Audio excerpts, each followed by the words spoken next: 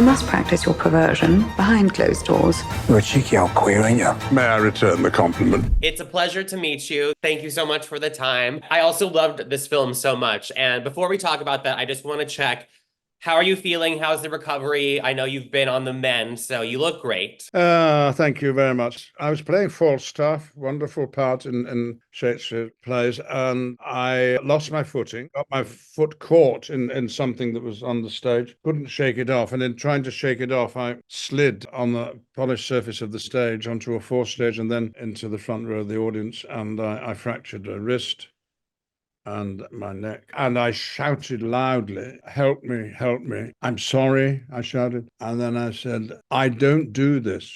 These are words that came out. "Don't move your head in," they said as I lay back. I met yesterday the woman who was holding my head, and I repeated what I've just told you. And she said, "Oh no, Ian, you did say those things, but you also shouted, 'I am dying.'" Oh my goodness. So what I'm left with now, particularly as I know the truth of that particular situation, is I'm emotionally, I'm still in a bit of a state, and I thought it was the end of something. It was the end of my performance as Falstaff. But I felt guilty, I felt ashamed, I'd done something that was avoidable. I don't know, it was an accident, and I'm planning to work next year, but not until next year. I'm fine. I'm glad to hear that. And with this film, The Critic, I love, because it's kind of been a journey. I think about, it's finally coming out, hit the film festivals, reworked a little bit. And then I was like, you have had such a successful career on the stage as an actor, early on in your career. What was it like for you to get to be in this mindset of kind of a wicked critic? Because he's definitely not an angel. No. Well, we're all critics, aren't we?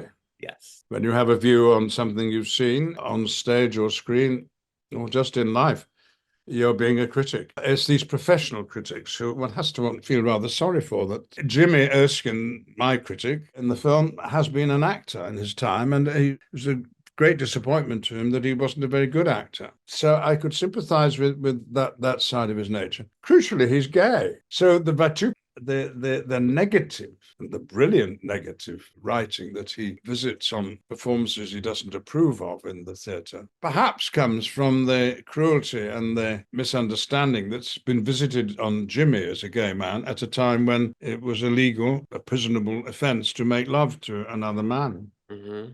If you're cruel to people for long enough, don't be surprised if they turn out to be a bully themselves. So I was able to hang on to that as a point of reference. But this isn't my revenge on the critics. The critics have treated me very kindly over the years, too kindly at times, although I don't now read them with the same interest as I did 30, 40 years ago. I'm still interested in the critics. And of course, the power that a critic would have in the 1930s in London theatre was immense. Mm-hmm. Just before there was social media, before the only word you knew about the play was what you read about it. And it's the way he misuses that power in defense of his own job, which he feels is at stake. And if he's not being a famous critic, what is he being? He's nothing. So he fights hard. And there is the fun of the plot of the story.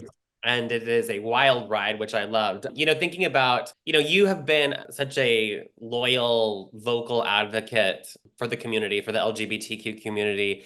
And, I think about you getting to, with Jimmy, getting to play this character who's so complex, just happens to be a gay man. What's it like for you to still, get to be a part of, like you said, showing what it would have been like in 1934 to be a gay man and have it to be illegal? When I came out, the people in my business who'd been out before me, rather than welcome me into the fold, said, "Right, now prove yourself. Now you must become a queer artist." This was the view of Derek Jarman, the filmmaker at the time. And I said, "What? You mean I can't play Macbeth or Hamlet or Coriolanus or Richard III?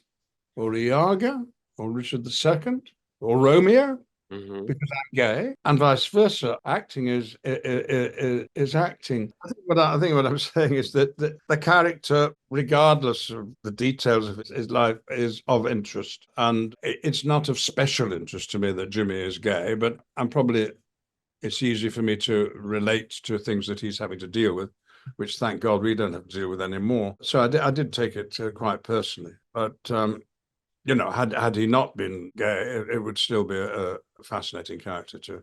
Absolutely. Hmm. You've been, speaking about your activism, I think it's so important for us to support all parts of the LGBTQ community. And I know that that's been something that's been important for you, when it comes to our people who are trans and non-binary and beyond. How important is it that as a community, we also just support all the different identities and all of the different people within our community? If I had a message to anybody, it was, let people be themselves. I liked your future vice president. Let's hope, pin in the other, mind your own damn business. And I think the two sides, if there are two sides of how society should respect and accept trans people and try and help them, I wouldn't go any further than that. I keep out of the arguments, knowing that the two sides are much closer together than they probably realize.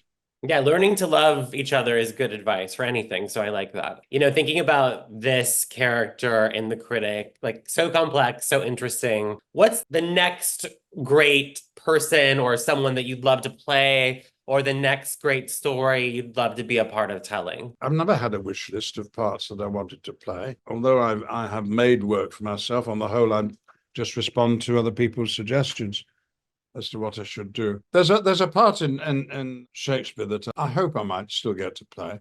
He's the Merchant of Venice. Now, the Merchant of Venice is not Shylock, the Jewish moneylender, but he's Antonio, the gay man. He has the first line of the play, "In sooth, I know not why I am so sad." And someone says, "Oh, it's because you're in love."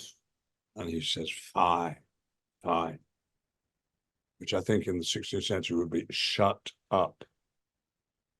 Don't talk about that." No, Antonio's gay, and the story starts for him. He is so sad because his boyfriend has just announced that he wants to get married. Oh,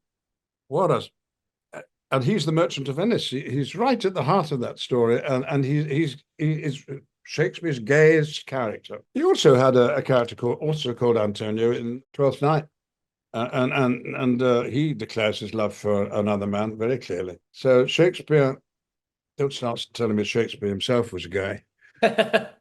Shakespeare was everything, but he did write about it. And there have been productions which have faced up to that. And I think there's a production waiting. So if there's a gay actor around who's wondering what he might do in Shakespeare, Antonio, have a look at Antonio. It's great. I love that. Thank you so much for sharing that. And it's such a pleasure to meet you. Congratulations on this film. I'm so excited that we all get to go to the theater now and see it soon. So yeah. Yes, you can see it in the theater. I know. On that silly little screen at home. Let's have a look at London in the 1930s. All filmed on location. All those buildings are still there. And yeah, it is a beautiful film to and look at. a wonderful cast. Wonderful cast.